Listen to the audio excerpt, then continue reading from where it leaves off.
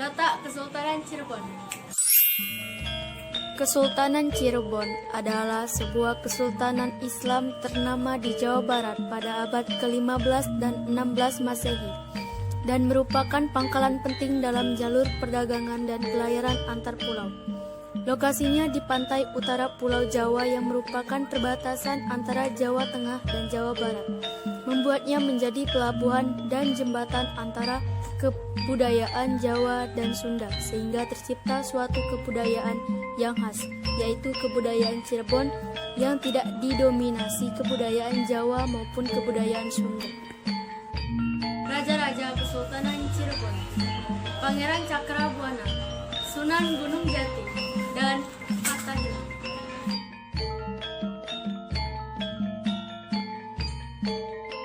Awal berdirinya Kesultanan Cirebon. Orang dibalik mulanya Kesultanan Cirebon adalah Sunan Gunung Jati yang bernama asli Syarif Hidayatullah. Beliau lahir pada tahun 1448. Sebagai anggota Wali Sanga, Syarif Hidayatullah memusatkan penyebaran agama Islam di Jawa Barat. Kemudian beliau membangun masjid di daerah Cirebon. Di daerah Cirebon tersebut beliau bertemu dengan Pangeran Cakrabuana, seorang penguasa Cirebon yang juga merupakan paman dari Syarif Hidayatullah. Pangeran Cakrabuana berkedudukan di Istana Pakungwati di Cirebon. Saat pemerintahan Pakungwati diserahkan kepada Syarif Hidayatullah, beliau memerintah Pakungwati dan mengembangkan daerah Cirebon menjadi kerajaan dan melepaskan diri dari kerajaan Pajajaran. Masa kejayaan Kesultanan Cirebon. Masa kejayaan Sultanan Cirebon. Sultanan Cirebon mencapai masa kejayaan pada saat Syarif Hidayatullah memerintah. Di bawah pemerintah Syarif Hidayatullah, kerajaan Cirebon memiliki perkembangan yang sangat pesat. Perkembangan ini juga mempengaruhi perkembangan dan penyebaran Islam. Dengan dukungan letak yang strategis, pelabuhan yang ramai, dan sumber daya alam dari daerah pedalaman, Cirebon kemudian menjadi sebuah kota besar dan menjadi salah satu kota dagang dan pelabuhan ekspor-impor di pesisir utara, baik dalam kegiatan pelayaran dan perdagangan di Kepulauan Nusantara maupun dengan bagian dunia lainnya. Perkembangan pelabuhan Cirebon yang semakin ramai pun menghasilkan untung bagi daerah pedalaman. Selain itu, Cirebon tumbuh menjadi cikal bakal pusat penyebaran agama Islam di Jawa Barat.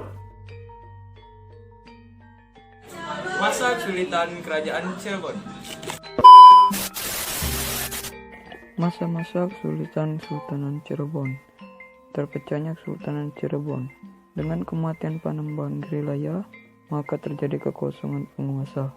Pangeran Wangsakerta yang bertanggung jawab atas pemerintahan di Cirebon selama ayahnya tidak berada di tempat, khawatir atas nasib kedua kakaknya. Kemudian ia pergi ke Banten untuk meminta bantuan Sultan Ageng Tirtayasa. Dia mengiyakan permohonan tersebut karena melihat peluang untuk memperbaiki hubungan diplomatik Banten dan Cirebon. Dengan bantuan pemberontak Trunojoyo yang disokong oleh Sultan Ageng Tirtayasa, kedua pangeran tersebut berhasil diselamatkan. Namun rupanya Sultan Ageng Tirtayasa melihat ada keuntungan lain dari bantuannya pada kerabatnya di Cirebon itu. Maka ia mengangkat kedua pangeran yang ia selamatkan sebagai sultan, Pangeran Mertawijaya sebagai Sultan Kasepuhan dan Pangeran Kertawijaya sebagai Sultan Kanoman. Sedangkan Pangeran Wangsakerta yang telah bekerja keras selama 10 tahun hanya diberi jabatan kecil. Taktik pecah belah ini dilakukan untuk mencegah agar Cirebon tidak beraliansi lagi dengan Mataram.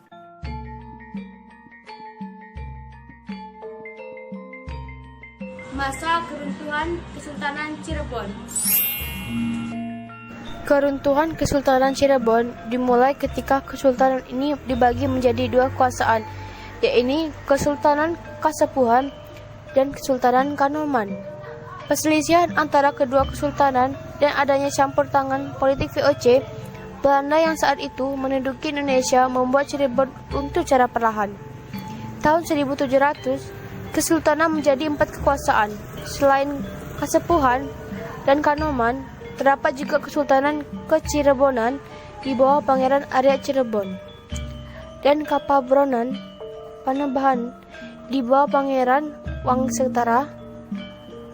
Sejak itu, perdagangan internasional mulai di pelabuhan Cirebon sudah berada di tangan VOC. Bukti peninggalan Kesultanan Cirebon. Keraton Kasepuhan Cirebon sekarang terletak di Kecamatan Lembang Wungku, Kota Madia, Cirebon. Di Keraton Kasepuhannya ini akan didapati bangunan-bangunan dengan arsitektur yang khas, benda kuno, kereta singa barong, dan naskah kuno. Kereta singa barong Kasepuhan adalah karya penambahan Lesari, cucu Sunan Gunung Jati, yang dibuatnya pada 1549. Ukiran binatang pada kereta singa barong ini membelai gajah yang melambangkan persahabatan Kesultanan Cirebon dengan India, berkepala naga sebagai lambang persahabatan dengan Cina, serta bersayap dan berbadan bunglok yang melambangkan persahabatan dengan Mesir. Keraton Kanoman didirikan oleh Sultan Kanoman I atau Sultan Badriddin. Terletak sebelah utara atau 300 meter dari Keraton Kasepuhan. Keraton ini berdiri sejak Panembahan Giliria wafat. Keraton Kacirebonan. Keraton Kacirebonan merupakan keraton yang paling kecil di antara keraton lain yang ada di daerah Cirebon. Sejarah Keraton Kacirebonan dimulai ketika Pangeran Raja Kanoman, pewaris takhta Kesultanan Keraton Kanoman, bergabung dengan rakyat Cirebon dalam menolak pajak yang diterapkan Belanda, yang memicu pemberontakan di beberapa tempat. Masjid Agung Sang Cipta Rasa. Masjid ini dibangun pada masa pemerintahan Syarif Hidayatullah atau Sunan Gunung Jati atas inisiatif Putri Anginten. Makam Sunan Gunung Jati. Makam Sang Sunan hanya boleh dimasuki oleh keluarga keraton saja sebagai keturunannya. Masyarakat umum tidak diperbolehkan memasuki makam Sunan.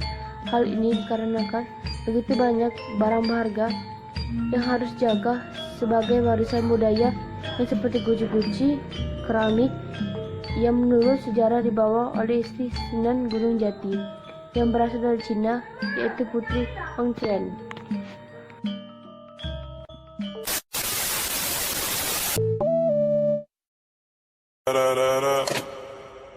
When I popped off and you go gave me just a little bit of love.